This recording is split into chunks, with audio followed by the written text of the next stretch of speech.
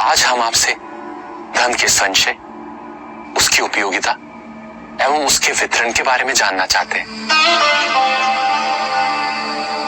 धन आवश्यक है ऋषि यंत्र, क्योंकि धन मूल आवश्यकताओं को पूरा करने में सहायक होता है। किंतु जब कोई व्यक्ति इच्छाओं को आवश्यकता समझने लगे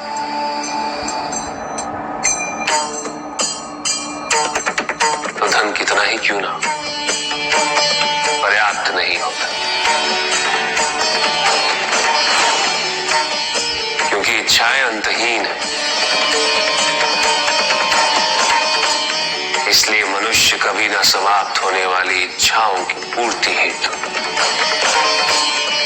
धन संचय को ही अपने जीवन का लक्ष्य समझ लेता है।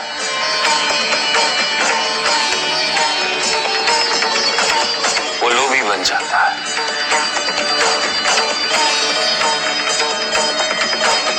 वो भूल जाता है कि उसके जीवन का मुख्य लक्ष्य ईश्वर के समीप आना है।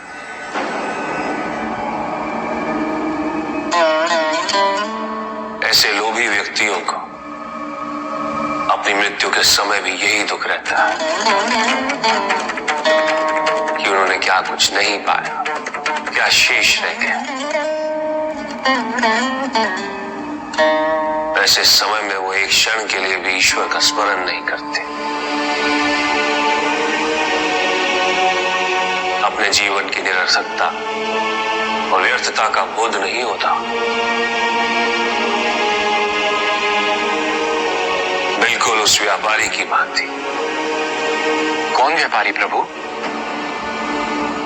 वो व्यापारी जिसके पास इस संसार में जीवन निर्वाह हेतु सब कुछ था,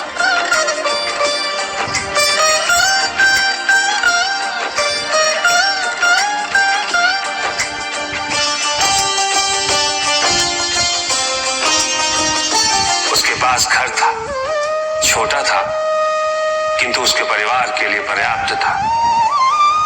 उसके छोटे से परिवार की आवश्यकताओं को पूरा करने हेतु भोजन व धन की भी कोई कमी नहीं थी, किंतु व्यापारी सदैव और धन संपत्ति संचय करने की चिंता में डूबा रहता था।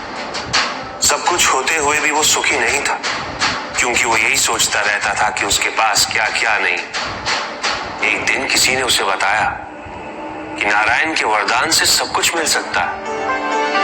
धन के लोभ में वो नारायण की तपस्या करने निकल पड़ा। ओम वैष्णवे नमः। और इस प्रकार वो कई वर्षों तक नारायण की तपस्या करता था। ओम वैष्णवे नमः। ओम वैष्णवे नमः। ओम वैष्णवे नमः। ओम वैष्णवे नमः। वत्स,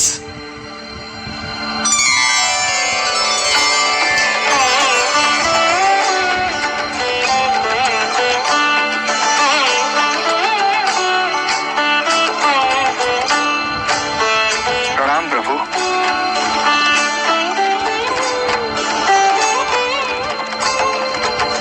मैं तुम्हारी तपस्या से प्रसन्न हूं। मांगो, क्या वरदान मांगना चाहते हो? प्रभु, प्रभु मुझे समस्त संसार की भूमि चाहिए।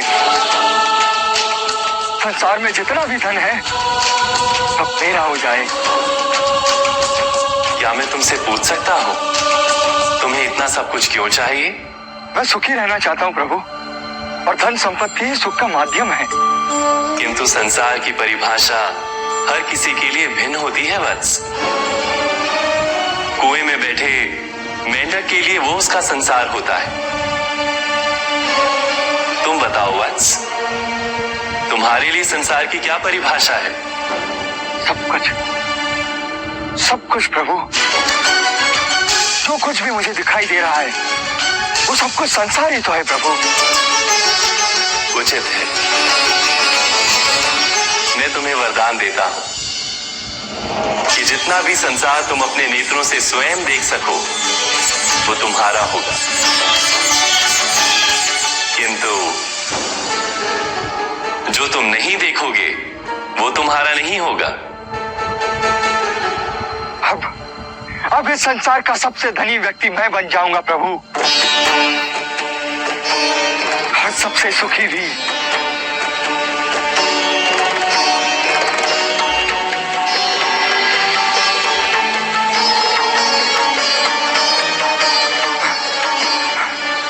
सब मेरा, ये सब भी मेरा। उसने सोचा यदि वो दौड़ के समस्त संसार को देख ले तो वरदान अनुसार सब उसका हो जाए। यहां से वहां, वहां से यहां वो चारों दिशाओं में भागने लगा।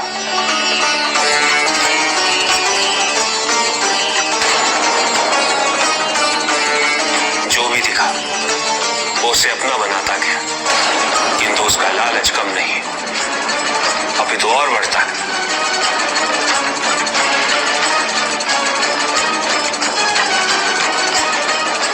निरंतर भागते रहने के कारण शीघ्र उसका शरीर उसका साथ देने में असमर्थ हो गया।